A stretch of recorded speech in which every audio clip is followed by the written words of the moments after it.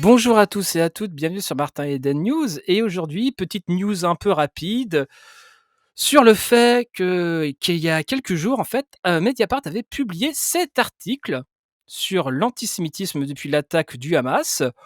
Et bon, comment dire, cet article avait suscité, on va dire quelques réactions affichées. Voilà, j'avais pioché à peu près 9 commentaires, on va dire, dont celui-ci. Que dire de l'intervention du démon, même sur TF1, pour nous faire comprendre que c'est lui le chef de France.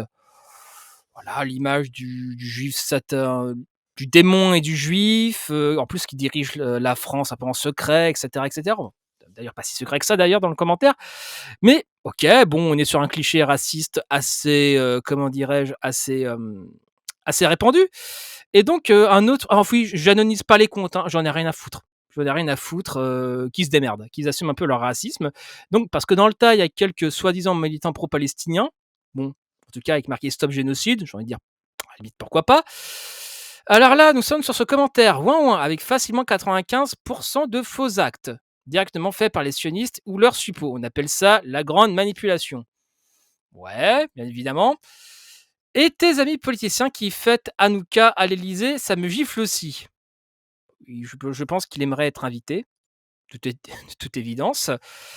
De Yasmine aussi. Le peuple le plus privilégié se plaint. Alors, j'aimerais croire que ce soit tous des faux comptes faits en Russie, voire même des comptes de FAF qui se font passer pour des militants pro-palestiniens. Ça existe,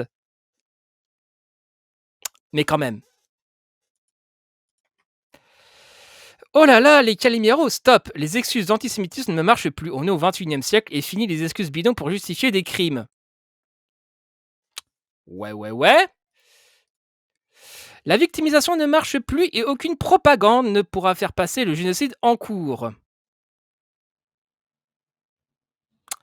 Bien évidemment, c'est pas comme s'il se passait aussi des autres génocides en ce moment même qu'on ne parle pas du tout. Mais bon, après, chacun priorise je veux dire, chacun priorise, quoi. Fatigué.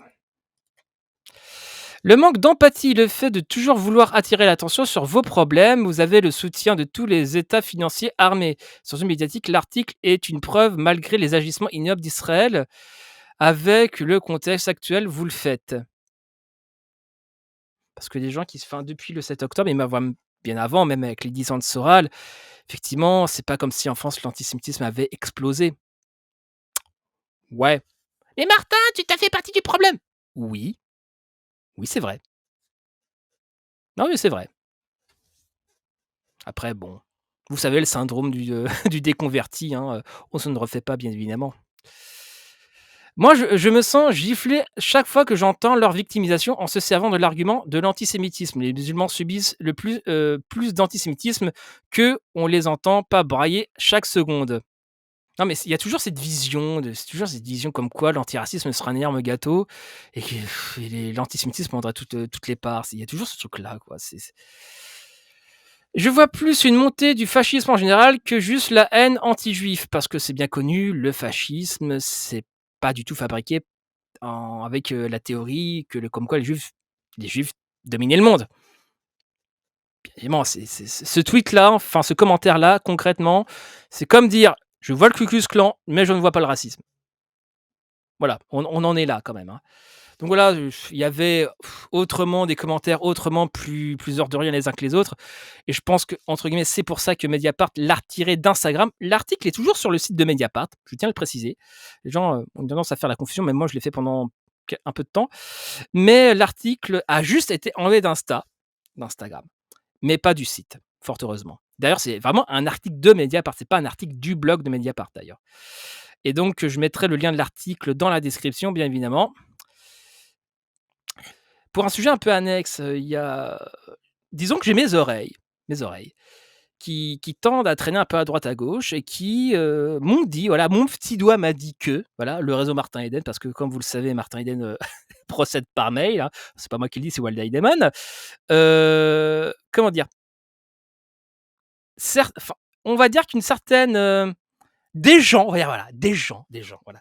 Des gens conséquents, voilà, commencent à capter qu'il y a peut-être de l'antisémitisme à gauche. En tout cas, qui commencent sérieusement à prendre la question en considération. Alors alors ceci est, comment dire? Est un pré-shot à très, très, très longue distance. Moi, à la place de Dany et Rahaz et de Wissam et de cette sphère-là et de leurs lécheurs de fiac, je commencerais à m'inquiéter. Parce que si ces gens de ce dont je pense commencent un peu se pencher sur cette sphère-là, à mon avis, ça je vous préviens, je sortirai le popcorn et je cracherai à la gueule des gens qui retourneront leur veste en mode: «Mais oui, mais moi j'ai jamais soutenu Dany Raz». J'ai tous les noms et je n'oublierai personne parce que, ouais, taxer les gens de, voilà, de syndrome du déconverti pour, ni mieux euphémiser au mieux l'antisémitisme à gauche.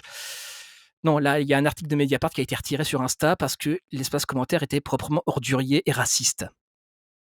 À un moment donné, il se conviendrait peut-être de se poser la question et pas juste de balayer ça sous le tapis et et puis, commencer à se dire que peut-être, oui, on est en train sur cette question de l'antisémitisme, on est en train de régresser à gauche, peut-être à une situation avant l'affaire Dreyfus. Voilà. Une dinguerie n'en a jamais justifié une autre, tout simplement. Enfin bref, c'était Martin Eden en direct du Wokistan. Bisous à vous.